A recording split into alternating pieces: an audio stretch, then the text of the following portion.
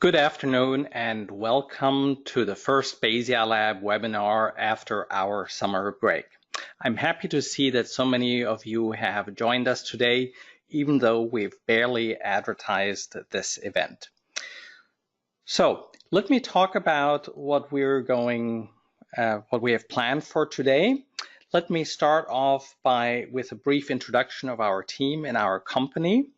Next, I will talk about our motivation for the diagnostic workflows we are planning to present today, which are that we have to work without data. That's one of the key considerations or one of the key challenges.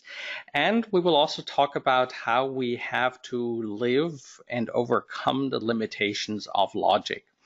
In this context, the recurring example will be your car that doesn't start. Hopefully, this is an entirely hypothetical example.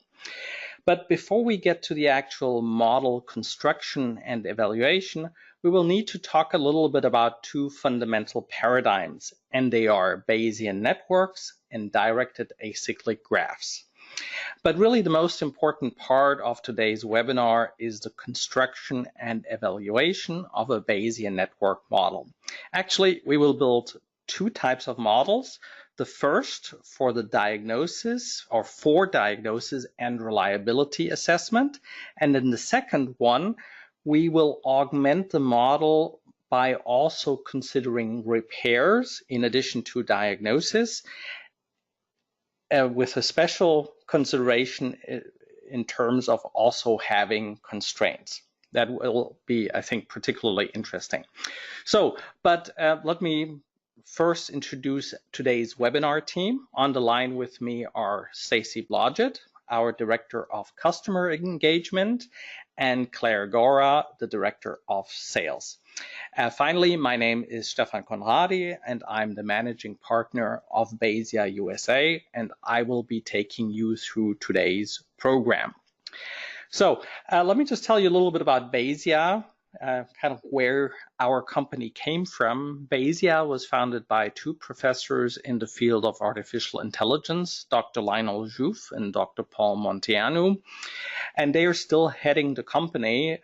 They're not on our call today, but they're certainly tracking our webinars, and I will certainly hear their feedback after our event today. Now, Paul and Lionel have, when they started the company, they had originally developed this technology for their own research purposes, but very quickly they realized that Bayesian networks and BayesiaLab had a broad appeal to a wide range of researchers, and so they decided to take their technology and develop it, and over now nearly 20 years, this little tool has evolved into a very large and comprehensive software platform. If you will, we have now an ecosystem of software packages consisting of desktop software, web applications, and APIs. But today, what we will primarily see is BayesiaLab Professional, and we'll get a little glimpse of the web simulator as well. Now, Bayesian networks and BayesiaLab are becoming more and more popular, and every time I show this slide with all the company logos, it gets busier and busier because many researchers are discovering the powerful attributes of Bayesian networks in general and BayesiaLab in particular. I presume most of you will be familiar with many of the logos that you see today. These are all our customers.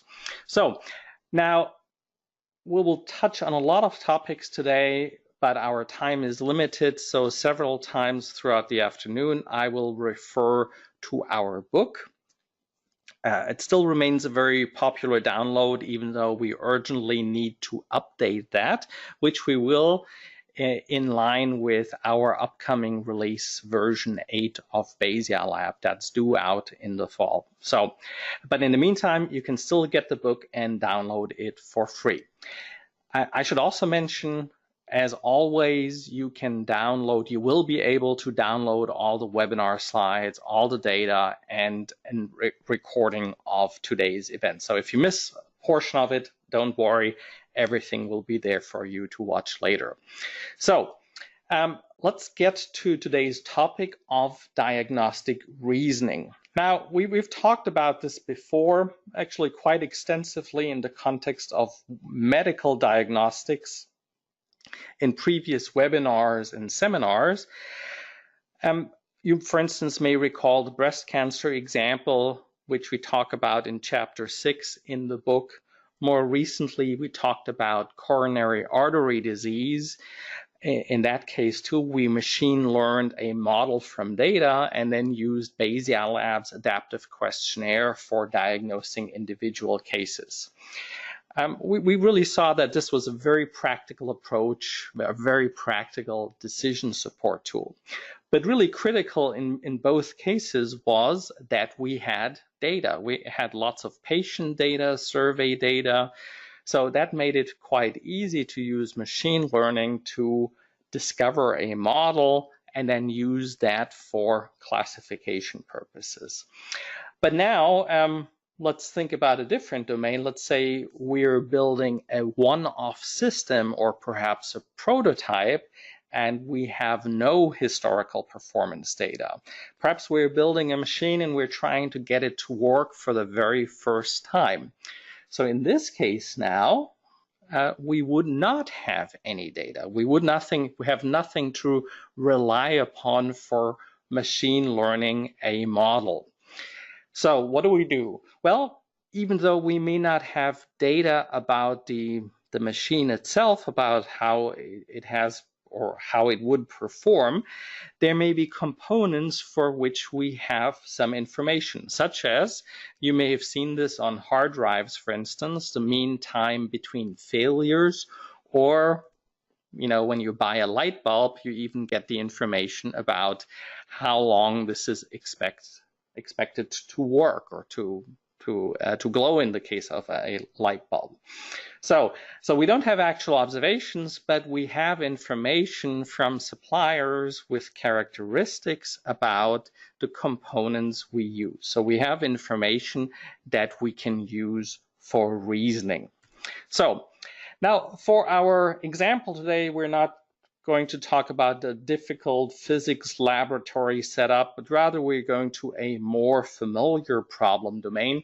And you may recall that we spoke about the launch of a new vehicle, namely the generic 2000. That was an example from our marketing mix optimization webinar. And perhaps our marketing was so successful that you actually purchased one of those vehicles, and you've been driving it for the past few months. And now, however, one morning, as you get into your generic, the car won't start. You turn the key, but nothing happens. So what do? Well, fairly straightforward. You have the car towed to the dealership and explain to them what exactly happened, under what conditions this occurred, perhaps what you did the day before and whether you heard any noises and so on. So now it is their task to diagnose and repair your car. And of course, you hope that they all do this quickly and efficiently. And you probably also hope that they have listened very carefully to what you said about all the circumstances and how it occurred and when it occurred, and that they reason logically about all these inputs. But you must be careful what you wish for. You actually don't want them to think logically about it. Why? Why am I saying this? This seems entirely counterintuitive. Well, the reason is there are some fundamental limitations to logic. And the key point here is that classical logic has no explicit mechanism for representing the degree of certainty of premises in an argument, nor the degree of certainty in a conclusion given those premises. So logic is not enough. And this is really what applies here, because all the things a technician might observe about this domain, none of that is entirely certain. There is probably not enough liquid or whatever fluid in here, or the performance is not quite there. Similar to medical tests, a lot of the things you do about a patient and the test results you get have false positives, false negatives. The very same way this applies to repairing a car. So you need to work with these probabilities, with the results of tests that may probably indicate a certain outcome, etc. So we must reason probabilistically.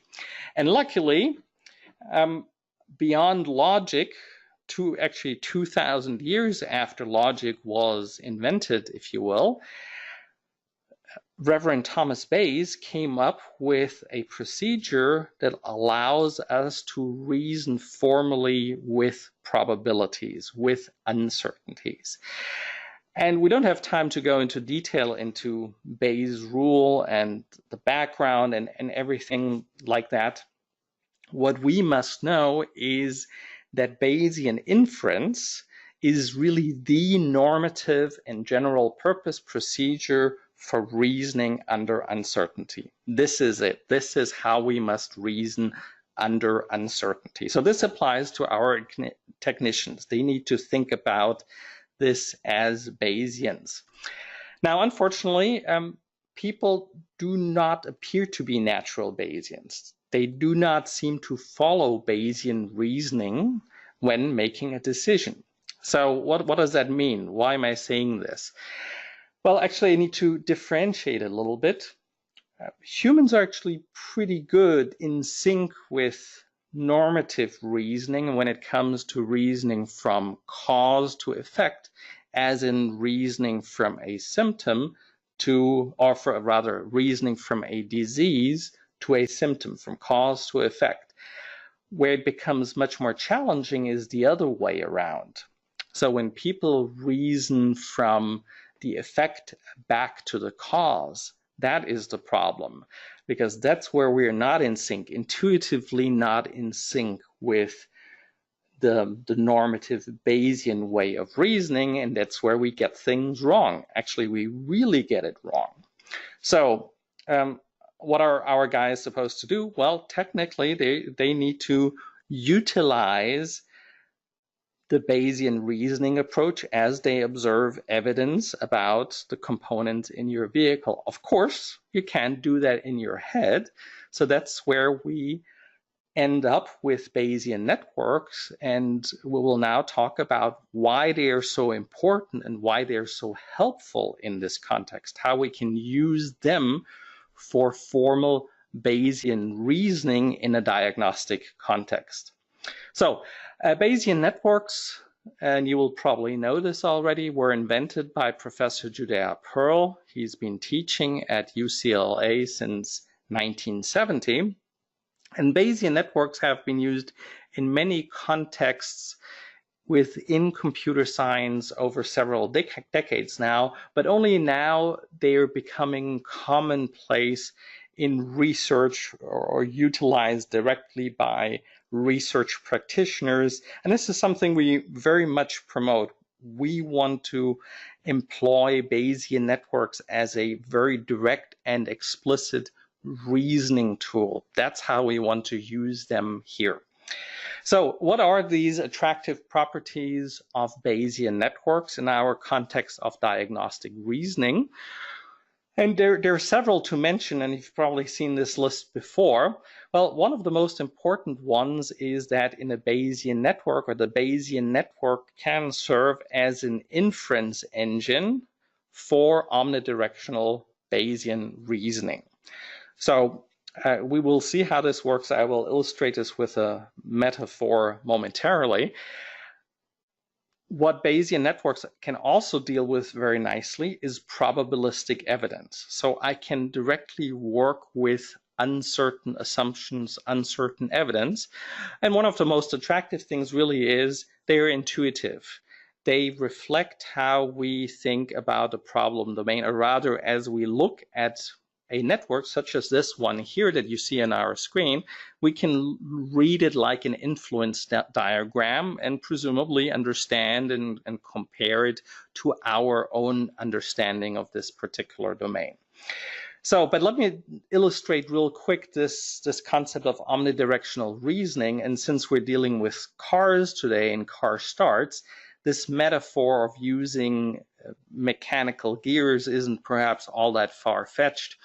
What you see here is we have a set of gears and we provide an input torque on one of them, and then the motion propagates through the entire set of gears. But in this system of gears, I could just as well provide my input on the other end, like I'm illustrating now. Now I'm applying this input torque to the gear at the very right, and now you see how the motion propagates backwards. This is exactly what we have in a Bayesian network. We can reason in all directions, and that will be very, very powerful in a diagnostic context. So let me now talk about directed acyclic graphs. Now that sounds very technical, but it's actually very straightforward. And Bayesian networks turn out to be a special type of a directed acyclic graph. Now, a directed acyclic graph is really just a qualitative structure. It contains nodes and arcs like a Bayesian network, but DAGs don't contain any quantities. They're strictly a qualitative relationship or represent qualitative relationships between nodes. So now why are we talking about those in general? Well, what's really quite interesting, any network that we have, any network structure like this one here, can be broken down into three fundamental components. So all these relationships, we could take them apart and group them into three different types of connections. Here they are. The first one is an indirect connection. The second one shows a common cause. The third one shows a common effect. So now what we need to, there's a lot of theory. There's a lot of theory that we can talk, not really theory, just a few fundamentals. And you have those slides in your slide deck that you can download. I just want to share with you some examples to illustrate that. So why DAGs are so practical for reasoning. Let's look at this very small component of what will later on become a much bigger network. I have a causal relationship that says the alternator function is a cause of the battery charge, and a charged battery causes the headlight to work by providing electricity. Totally obvious. Now, as we think about this, let's for now tune out the battery, and let me make the statement about a vehicle that we're looking at, that the alternator works. Given that I tell you that the alternator works, you would probably think it is now more probable that the headlight works too, because there is a causal chain. However, if I tell you the battery is completely dead, it's broken, can't be charged again, if I give you that information about the battery, then I'm blocking the flow of information. Then I can learn the alternator is in great shape, but it will have absolutely no impact on the headlight function because the battery is dead. So this is what's interesting here. Marginally, without observing battery, we have the flow of information, but once I set an observation, once I learn the condition of battery, there is the flow is blocked. So seems trivial, but bear with me as we keep going here. So now let's look at the common cause. So here again, I'm using the battery, and here I'm saying I'm providing a very simple qualitative causal model that the battery or rather the battery charge, the battery power, is the cause of the headlight function and the radio function. Meaning that the headlight comes on and the radio plays music. That's what I'm saying here. Now, again, if I did not know about the battery condition, but I see the headlights are on, I would probably infer that the radio works too. You know, I'm updating my belief in the radio. Or if the radio works, I would reason that I'm assuming there is battery power and therefore the headlight is working. Now, once again, if you tell me the battery, let's say, is not dead, but rather the battery is discharged, and then that would reduce, or how should I best say that? That would then reduce my ability. It would block the information flow again, like it did before. So marginally dependent. Or let me rephrase it. If the battery is dim, then I would know the headlight is also dim. Whether the radio works or not will not update my belief in the headlight function. So that's the point here. Marginally dependent, conditionally independent. So this is probably getting quite tedious, but let me get to perhaps the more interesting scenario, the common effect. Now here, this is a particular relationship that we'll now be talking repeatedly for the rest of the webinar, and that is we're saying, this is our causal model, that fuel injection and ignition together cause combustion.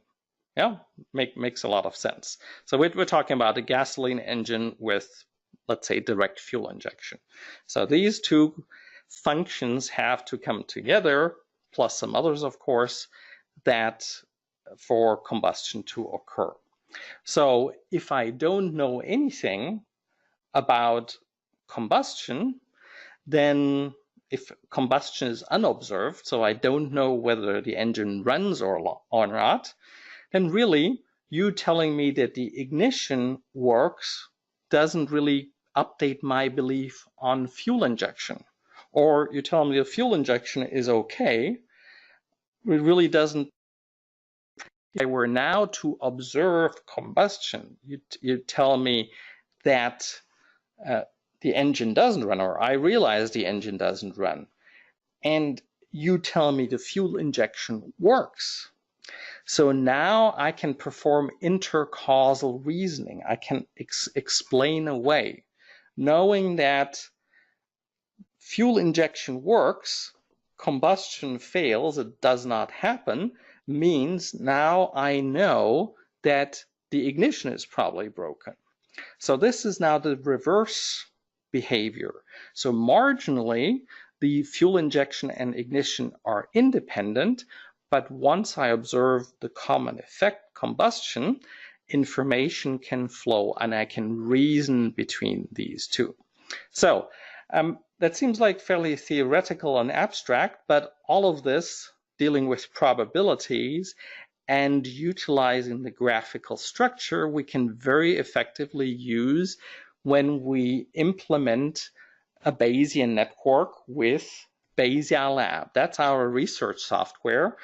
We've developed not just the software, but are providing an entire research workflow, which usually consists of both knowledge modeling, as we will do today, and knowledge discovery through machine learning, which we won't do today.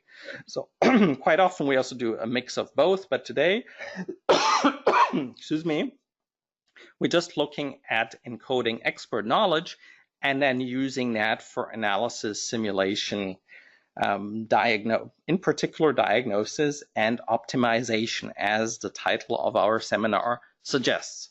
So BayesiaLab, of course, that's the software that you will see in practice. That's what we will use now for encoding, for performing inference, for simulating, for optimizing, all on the basis of Bayesian networks. So let's now build a diagnostic model, and as I said numerous times, that will be without data. So what it implies, and I'm by now stating the obvious, we need to reason with theory. I just want to put this into the context here of this map of analytic modeling that I'm showing pretty much in every single webinar. So we're confined now to the lower portion of this map, even though we're going to use the entire spectrum, ranging from association correlation all the way to causation. So how do we do this, or what specifically are we going to do? We are actually going to build two models. The first one will be purely a diagnostic model. We want to search for what can go wrong in an engine. Beyond that, we want to utilize that model to figure out a checklist, to create a checklist to minimize our risk or optimize maintenance so that we, have the highest probability of operational readiness. And then finally, we also want to look for, if we have a fault, and that gets to the very core of today's webinar, if we have a problem, how to diagnose this.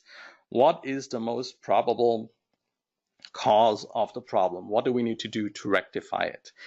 Then the second model we're going to build, this will be really interesting because then we're not just talking about diagnosis, but we're looking at this together with repair. So we're looking at maintenance, diagnosis, maintenance, repair, all together under constraints. So this will be very much a real world scenario. Okay, let's get to it. Let's start building the model. And what I should say up front is we need to think about this domain, about how it works, how the world works. So this model needs to encode the actual functionality of the underlying domain, actually the functionality of the engine, as opposed to how we would reason about it. So this is not going to be a type of decision tree or replicating our reasoning. Rather, this model needs to very closely resemble the underlying engine. So here are a few further thoughts in this regard. Now, we can't obviously simulate or encode every single screw and hose and pipe and piston and so on of the engine, but rather we're summarizing different elements into components, but we will capture different aspects. So we will look at components, their conditions, and their functions and their performance, and we will have different nodes that represent that. So one thing is the component okay? And the second node would reflect what is the function? Does it deliver the function? Fuel pump versus fuel supply. So then we need to consider what are probabilistic versus deterministic relationships. Because there are some, battery is dead, then there is absolutely no electricity anywhere in the car. That's pretty much deterministic. Then there are other things, probabilistic, if the battery is weak, the starter may or may not operate. So that's important to consider. Then, and this is very critical, there is a cost to observe and test. While certain things are very inexpensive to observe, like let's say the fuel gauge, others are difficult or impossible to observe. And we'll see examples of that. And then of course, we can't capture absolutely every possible cause that could bring the engine to a malfunction. But so therefore there will be unspecified causes that could enter the system, but we will be able, even though we don't account for everything, a Bayesian network can very powerfully capture of what we know. So this will be a very, very useful model. Then what's grayed out here at the bottom, this is, I'm deferring this for the next model, that's when we also need to take into account the cost for repairing, replacing items. For now, we don't look at that. Okay, so what will our model look like? Of course, it needs to be simplified, and this will be a model of a gasoline engine. And here I'm just, for now, looking at the very core of the model, actually similar to what I talked about in the common effects example. We have combustion, and here I'm saying is combustion is a function of having compression in the cylinder as caused by the piston moving up in the cylinder. Then we need fuel. In our case, it will be a fuel injected vehicle with direct fuel injection. So fuel needs to inject into the cylinder and into the combustion chamber. And then finally, we need a spark that ignites the whole thing, that then pushes the piston down and so on. Then you know. And of course, for an engine to run, we wouldn't just need a single combustion, but hundreds of them every minute. So to keep the engine running. Of course, if we were to look at a diesel engine, then we would have no ignition and we could take that part out. So there's obviously a lot more to that. Each of these boxes that we have here contain many other components and functions. And so here I'm expanding that a little bit. And you will see this branch on the right here. There I have untangled or expanded the fuel supply into fuel injection, fuel delivery, fuel supply, and ultimately fuel tank content. That's the gas that you have in your gas tank. And then the associated components, such as the fuel injection system, fuel pump, fuel filter. Of course, there are many more. And the nice thing about such a network is you can, as you understand more, you can easily add that. So even it's in its simple structure now, it already is useful. And then as you gain more understanding or obtain data, what have you, you can expand that model and refine it. So, but for now, I'm just zooming in on a small subset of the entire network. Here you can see how, you know, the parts that I've enlarged. And I should also point out that the blue nodes, they reflect components. So these are, you know, physical items that we can repair and replace, whereas all the green ones, they are functions. So that's something I can potentially test and observe, but not necessarily touch. You know, fuel delivery, fuel supply, I cannot replace those, but rather I need to work on their related components. So much for that. Now I'm zooming out, highlighting the entire network. And most of it is about electrical components. And then I have also kind of some components on here that are not directly a cause of the engine running, but rather ancillary systems like instrument cluster, voltage display, lighting of the instrument panel, and so on. So they're a little bit off to the side. When you look at the entire model on your own, you can zoom in and explore those. Even though they are not these things like a light bulb in your instrument panel, certainly not a cause of the engine running, but as we will see in a little bit, it can still be an indicator as to how probable it is. There, as we will see, there is an information flow. There are actually many information flows through this network. But more about that later. Let's now talk about costs. I've mentioned costs before, the cost to observe. And this is not necessarily always a cost in dollars and cents, but very often actually it is. Like if you check the fuel level in your car or check the oil or check certain things, it doesn't cost you anything, but certainly if you bring the car into the shop and they do it, they will charge you for their time. And so in this context, we can establish or we can assign costs to observing certain elements about our domain. The fuel tank example, again, very simple. That's very inexpensive. A quick glance and we know what it is. A little bit more involved is perhaps checking the functionality of a relay. You know, I have to open the hood, find the box, look at the relay or measure it, etc. Or for some components like here on the right, I think that's a fuel pump. If we look at that, we have to take it out to see whether it works. And so we need to bear in mind these different costs because those things we should presumably bear in mind as we explore.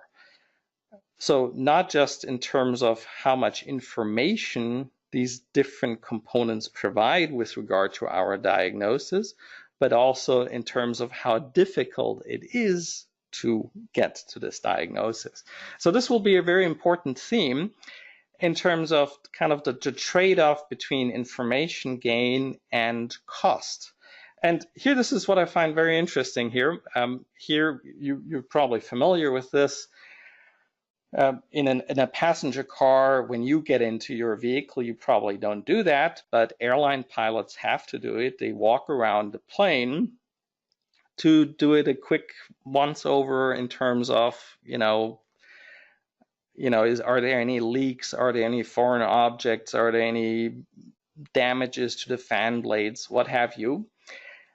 And of course, there is a trade-off between what they can do, what they can see by merely walking around, and what the information gain is. And so what we want to do in the next step is to optimize that. So kind of see by checking what we can improve our belief in the reliability of, in our case, our engine. So it's a little bit a trade-off in terms of what's important and what is feasible. And so what we want to get to is an approach, kind of a guideline, a checklist using generated through BayesiaLab's adaptive questionnaire that tells us after checking step number 1, we have this predicted reliability or this this probability that your engine will start or that the plane will fly. And then after checking number 1 and 2, the probability goes up again, and so on. So let me now show how this works in practice. Bear with me for a moment as I'm switching from PowerPoint to BayesiaLab. Okay, I think this has worked.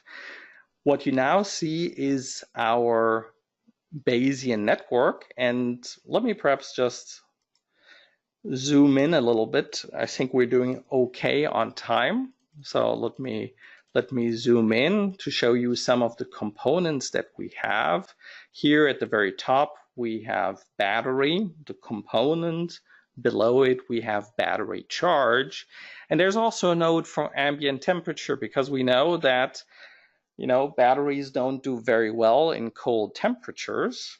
And so even though a battery may otherwise be in good shape, if it's very, very cold, then it may lose some of its charge, etc. So the way we've encoded this, or how it is encoded in a Bayesian network, is via conditional probability tables. And that applies wherever you see an arc connecting to a node. We have one of these conditional probability tables that here in this case we have the battery charge being a child node of ambient temperature, battery, and here power generation on the right-hand side. It's a little bit almost off the screen. And the table now says how the battery charge relates to those inputs. And some of these are deterministic. If the battery is dead, then there can be no battery charge whatsoever. And if it's very cold, then probably the battery charge is below the target value of 12 volts and so on. So that's what's captured here. And given that we don't have any data, this would rely on domain expertise. You could probably ask any technician and they would tell you what they believe as to how these variables, how these nodes relate. Of course, if we have data, if we have historical data of a lot of cars, then we can certainly calculate these probabilities from actual observations. So if we continue down, here we have electric power supply, batteries, and terminals. So which means that the supply of electric power to the rest of the vehicle is a function of the battery charge that is available and the battery terminals and cables, those connections, because they can easily break, corrode, what have you. And then electric power supply in turn goes into a lot of other areas. The first one that's noteworthy is the starter power supply, which of course also relies on a relay, the starter relay. So that's a component that could potentially break and so on. So I'm not going to drag you through all these potential or all these nodes. You can certainly examine them on your own when you download the network. For now, I zoom out. Well, that was the wrong direction. That was zooming in. So here's our entire network. And what we want to do now is generate a checklist. Now, imagine we're getting ready for a vacation, a trip across the country, and we want to ensure that our vehicle is up for the trip. So I'm turning on, let me just remove all observations here. I'm turning on what we call the adaptive questionnaire. And what this gives us, in order of priority, the items that we should check to reduce our uncertainty about whether or not our engine will start. So at the very top, let me make this larger, we have combustion. And here, this is perhaps a fairly old car that the marginal probability of it starting is only 75% or so. So it's probably good that we check whether it runs. So the first thing we should check is, does the engine turn? But perhaps, you know, we don't want to check that, or because whereas we have an ideal order of what we should observe, we may not always be in a position to do that. So let's say it's in the middle of the night, I want to check the engine, but I really don't want to wake up anybody. So I actually don't want to attempt to turn on the car. I just want to check the conditions. Well, I realize it's a bit contrived, this example, but bear with me. So I don't want to actually try to start the engine, but what I should do, what I could do, is check whether my transmission is in neutral or in park, so that the transmission is actually disengaged and the engine would be free to turn over. So let me do that. I set transmission to disengaged, a very common cause of engine not starting. Obviously, it's very easy to correct. Given that observation, now my probability of the engine starting is up at 83%. So that's an improvement. Now, I still don't want to turn the engine actually. Instead, I will check the voltage. That's a quiet thing to do. Perhaps I even have a voltmeter in my instrument panel. So I set that, perhaps the voltage is good, so I set it to greater than 12 volts. That evidence gets put to the bottom.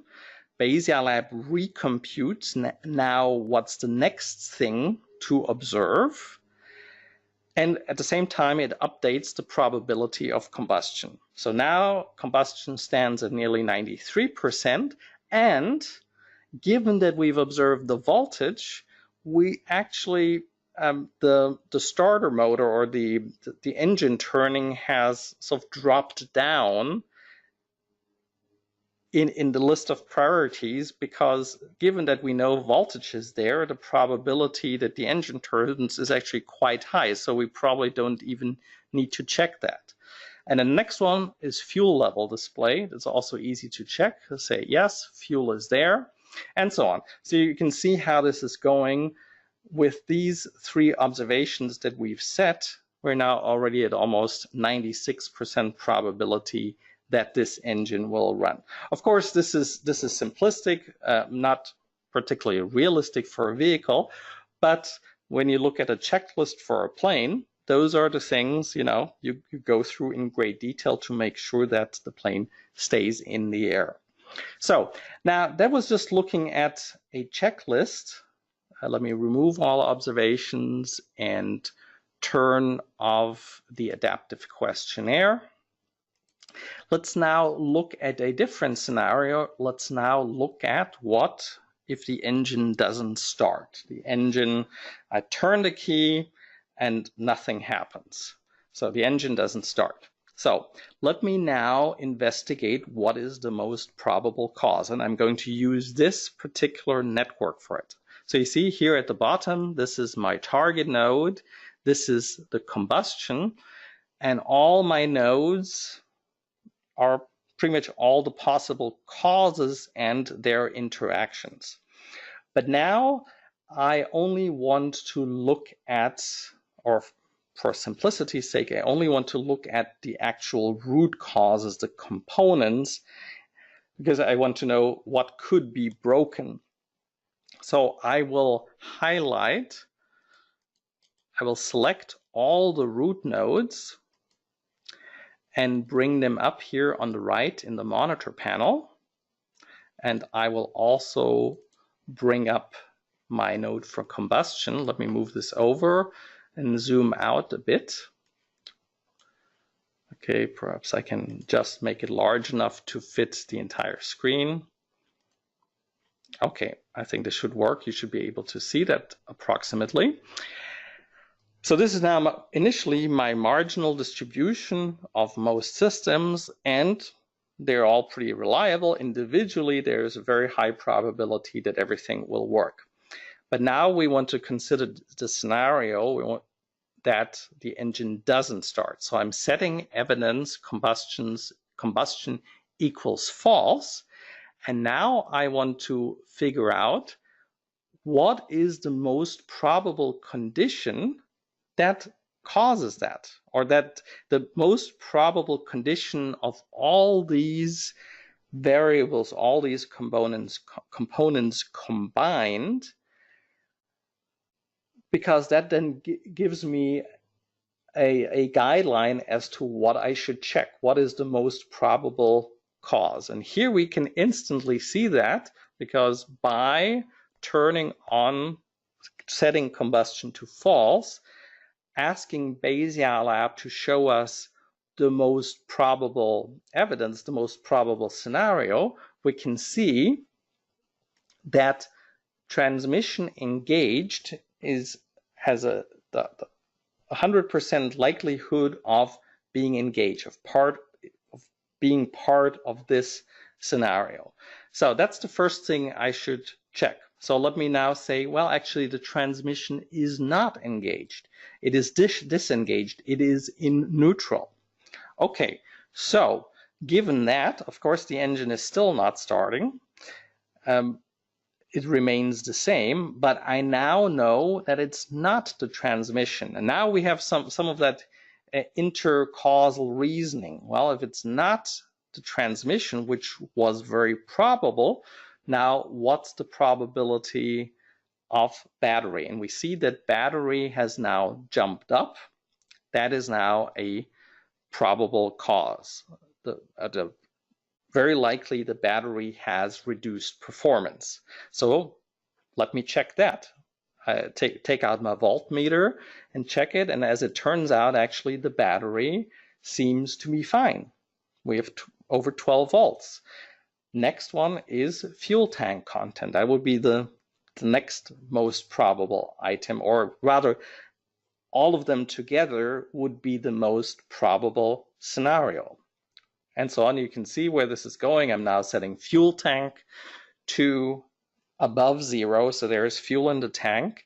Next, we have an obstructed fuel filter, which is right here, and so on. So we can keep playing this game, and of course, in a real car, you have a lot more components, so there would be a lot more things to check.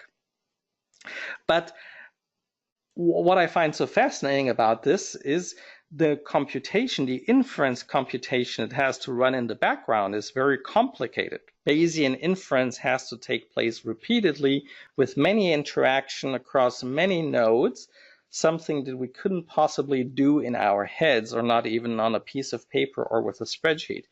But we can encode our domain knowledge in a very direct way into a network. We can say this causes that with a certain probability and so on.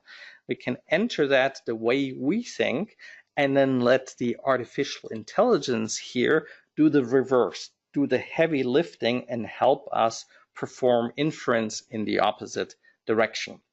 So let me switch back into PowerPoint. Let's see whether I can do that quickly. And I think I'm getting better at that the more often I do that. Hold on, perhaps I spoke too soon. Okay, here we go. Now we should all be looking at the same screen again. So we've done the adaptive questionnaire and the most probable explanation. What is very attractive about this is we can immediately take this model that we've just created and explored and publish it to the web.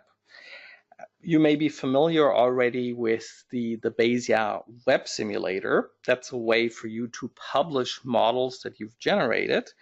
We can now take this engine model, we can associate icons and logos and create gauges and so on, and then instantly publish this to the web. So that anyone who has access to the internet can now utilize your diagnostic model. So a very attractive feature of BayesiaLab, you can take any model you have, whether it's a predictive model or an adaptive questionnaire, and publish that. So let me move on. We have about 8 minutes left, so I will skip a few slides here, but leave them in the deck for you to review on your own. This was just to hear a quick, these screenshots that follow are just a quick illustration of an illustration of the information flows that actually take place in such a network that one would have to compute, that BayesiaLab computes for us. So far, this was all fairly theoretical because we just said, let's test it.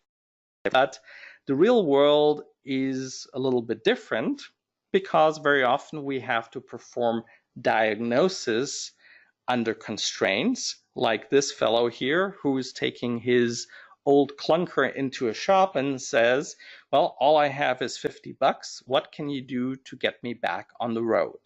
You know, so we have a limited budget for both diagnosis and for repair. So the repair guy probably shouldn't start balancing the tires because that would probably not be a good use of the available resources. But it could also be that we have a constraint in terms of time. This chap is under a tank and is trying to get this tank battle ready, and it needs to be ready to run in 12 hours. So we may have time constraints or even both. Excuse me.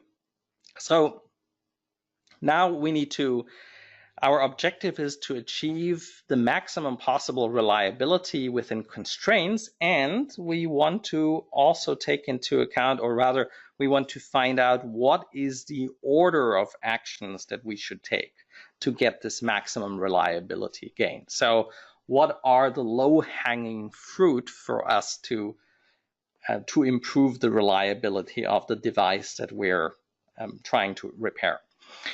So there are different scenarios that we could look at, either just by fixed budget or limited time frame. Sometimes we may want to We have different levels of resources, a junior technician, the master technician, and we want to perhaps really utilize each level for their capabilities and optimize in that regard.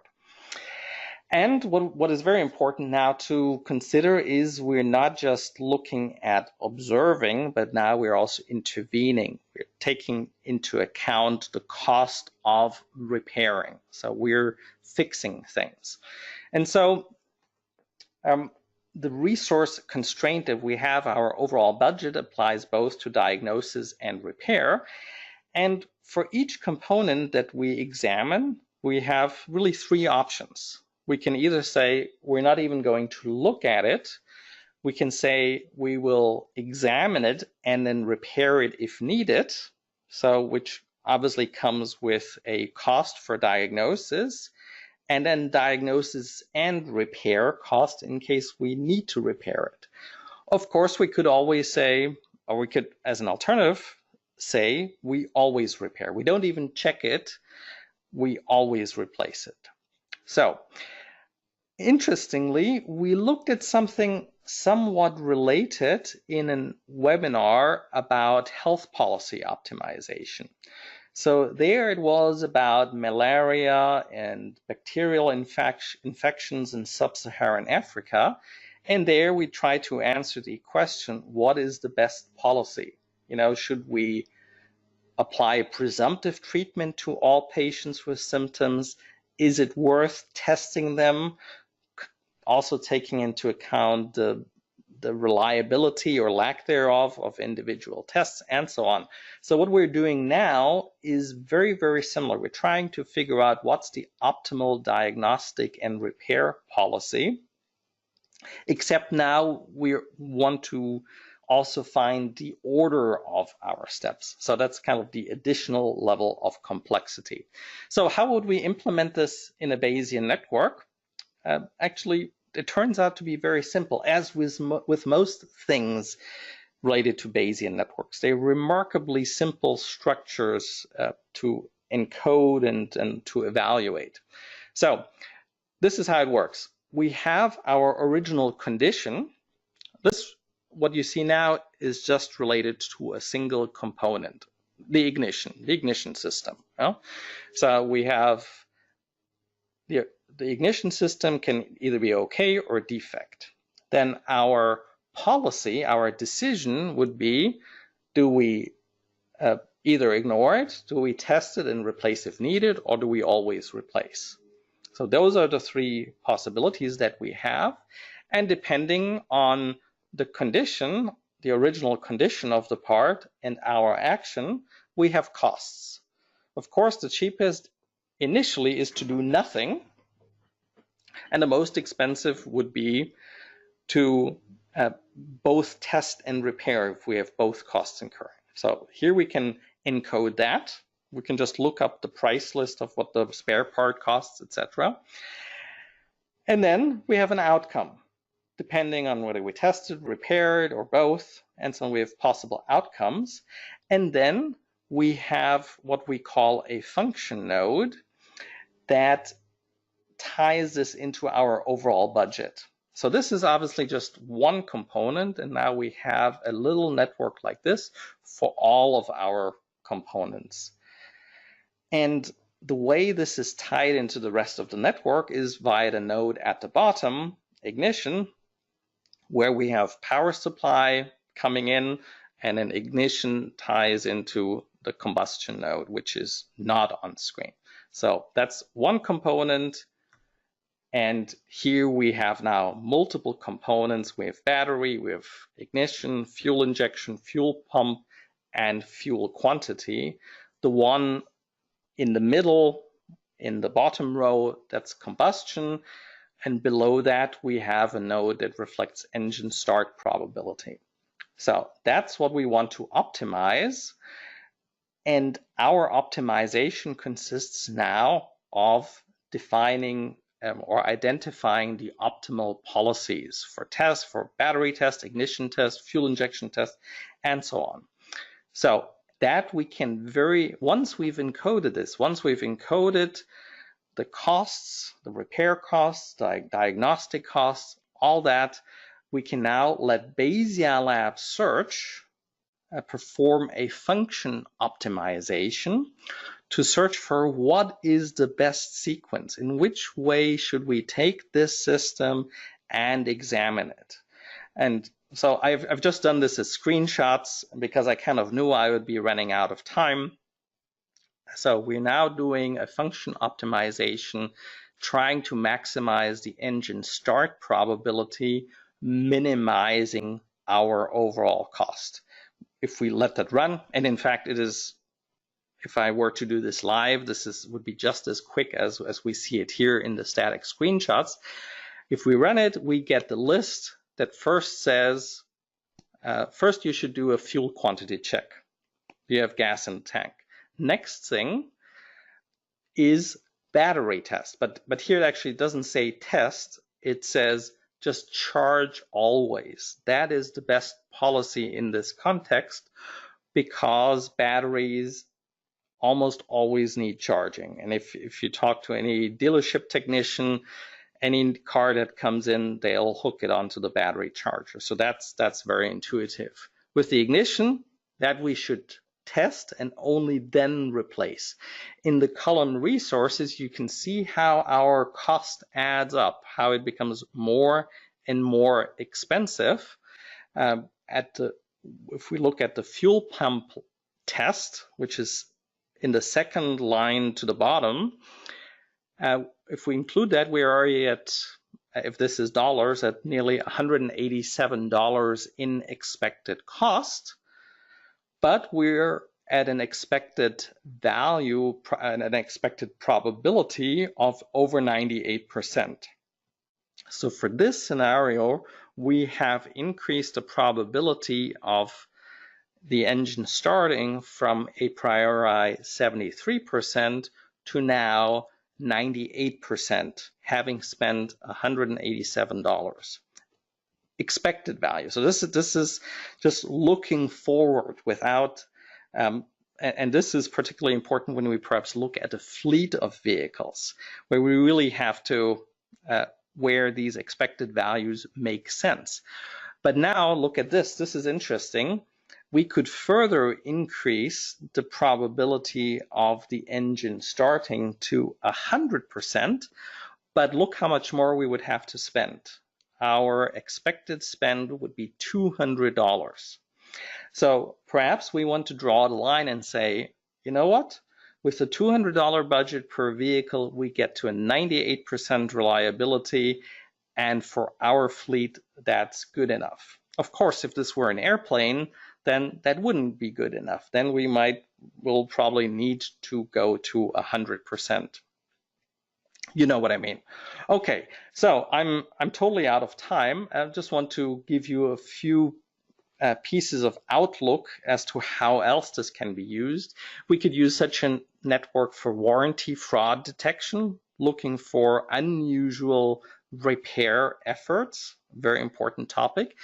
Now, specifically of interest to aviation, again, would be looking for what are improbable but possible catastrophic scenarios, perhaps a multitude of minor issues that together bring about a catastrophe. And this one is pretty interesting. I'm not recommending you do that, but we could plan sabotage. Our objective might be we want to minimize, as saboteurs, we want to minimize our effort, but for our adversary, we want to incur the maximum repair effort to get the whatever it is back up running. And we want to do it in such a way that it looks perfectly plausible so that nobody notices what we have done in terms of sabotage.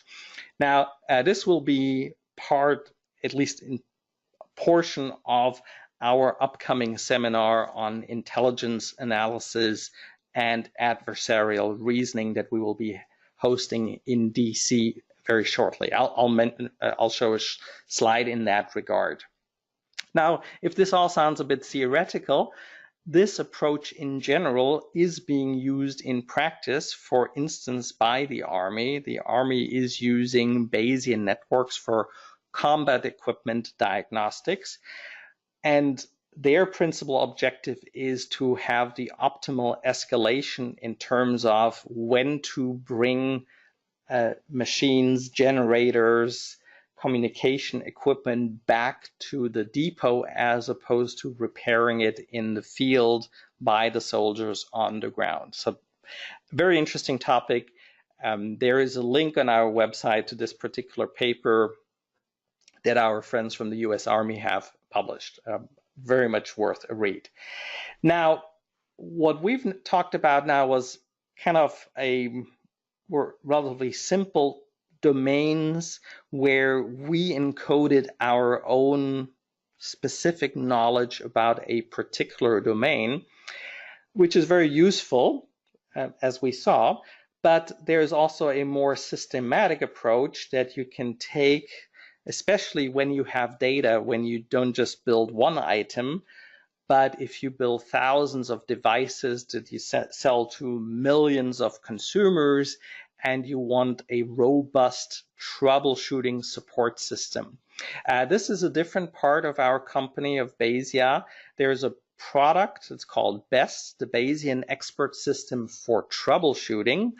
And that is such a tool, basically an enterprise-wide deployment of a tool, or deployed for, let's say, a call center, a customer support center, where you can provide decision support in a very systematic way to all customer-facing agents, where you have a central repository of information about the devices you support, etc. So that's way more complex and elaborate what you saw today. But everything that you did see today, you can replicate this. We have trial versions of BayesiaLab that you can download. We have a simple one that is restricted in terms of the nodes and observations. And then we have an unrestricted one that you can apply for. So if you want to get that, then you can try out all the examples that you saw today. I've already mentioned we have a seminar coming up on intelligence analysis. This will be at the Virginia Tech Applied Research Center in Arlington on September 11th. And there we talk about all kinds of things, adversarial reasoning, sabotage, things like that. Should be quite interesting. We expect a lot of folks from the intelligence community and from the Department of Defense to join us for this event. This will all be about using Bayesian networks in this context. Now, more general, we have 3-day courses about using BayesiaLab, not just about diagnosis, but in many other applications, classification, forecasting, etc. Our next course will be in London at the end of, well, this is actually very soon, August 29th.